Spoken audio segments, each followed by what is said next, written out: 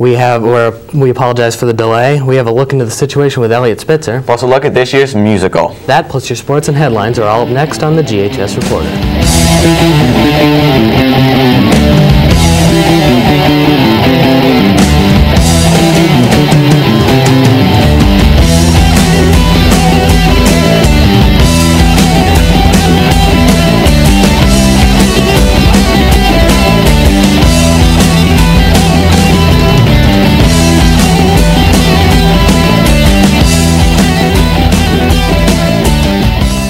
Good morning, welcome to the GHS Reporter. I'm Kevin Thomas. And I'm Brendan Phillips. And we have major news regarding the resignation of New York Governor Elliot Spitzer, so we're going to start off today's show with our headlines.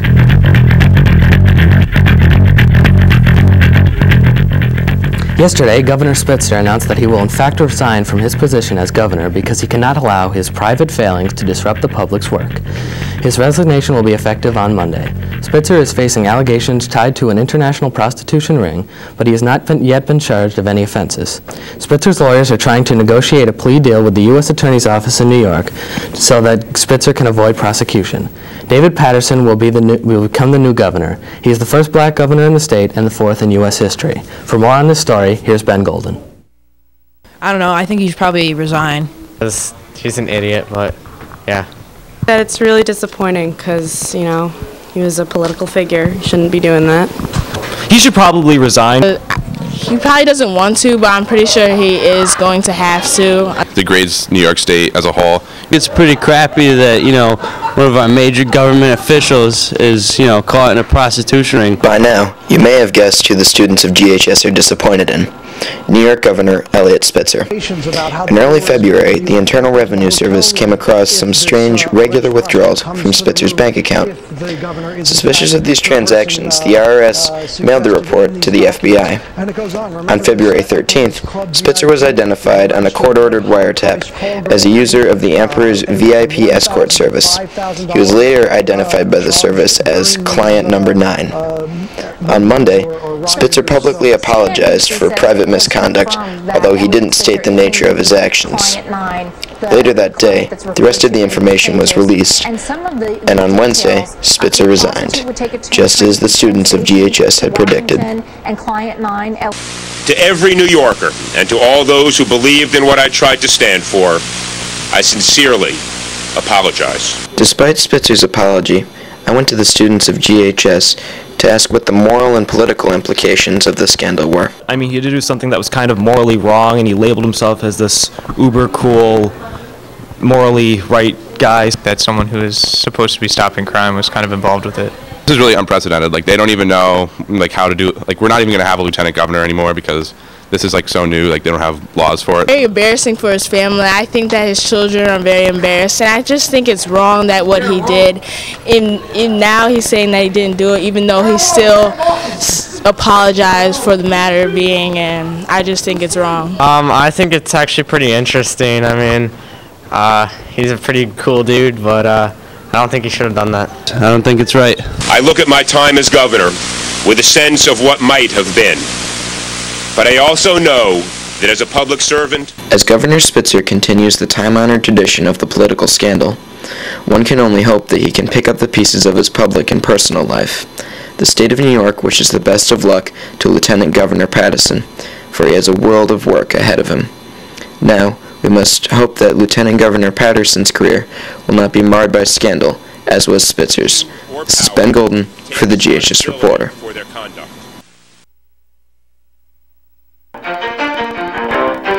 You ready? Let's go! Yeah! For those of you that want to know what we're all about, it's like this, yo. Yesterday, in the Big East Tournament first round, Syracuse's bubble most likely burst following a loss to Villanova 82-63. Villanova went 11 from 22 from behind the arc, and Scotty Reynolds had 22 points for Villanova. Other first-round games in the Big East Tournament, Pittsburgh beat Cincinnati 70-64. Sam Young had 21 points in the win. And also, West Virginia beat Providence 58-53. Joe Alexander had 22 points for West Virginia. And in the Northeast Conference Final, Mount St. Mary's beat Sacred Heart 61-57, clinching an automatic bid into the NCAA tournament. The The other tournament final yesterday was in the Big Sky. Portland State beat Northern Arizona 67-51. Deontay Huff had 17 points and 7 rebounds in the win. Portland State will be heading to the Big Dance with the win. That's all for today's sports, and now over to Kevin. As many of you have heard both on the GHS Reporter and the morning announcements, this year the Guilderland Players are presenting the musical Damn Yankees. Paige Taylor has more about this year's production.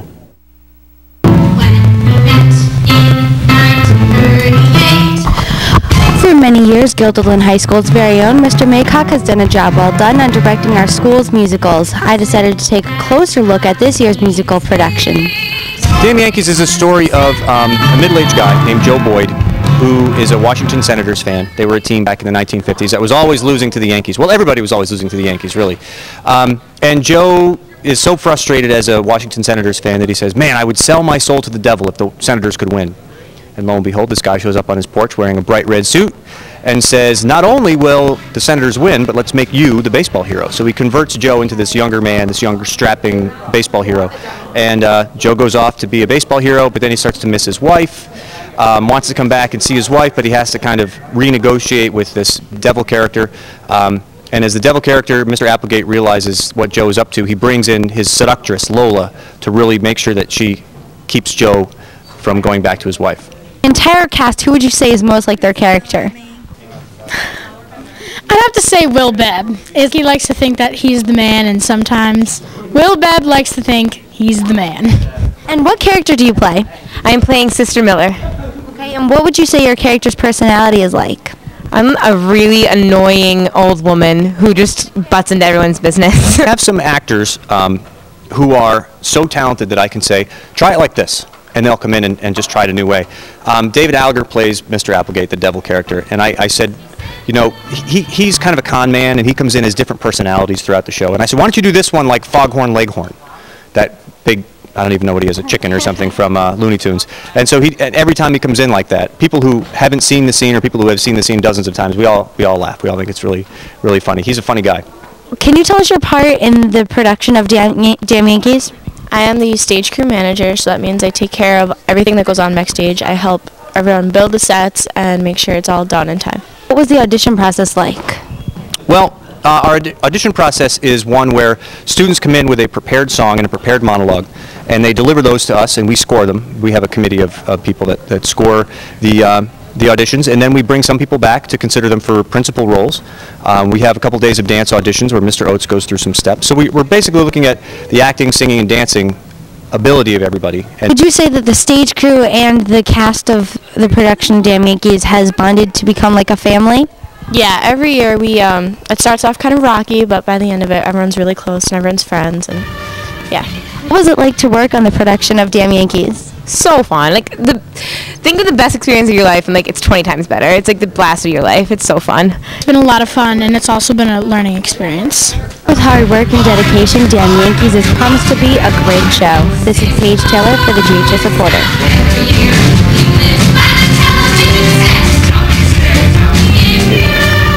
We remind you that the musical opens tonight and runs through Sunday. And tickets are $7 and is reserved seating. That's all the time we have for the GHS Reporter. I'm Kevin Thomas. And I'm Brendan Phillips. Stay tuned for your announcements. Have a great day.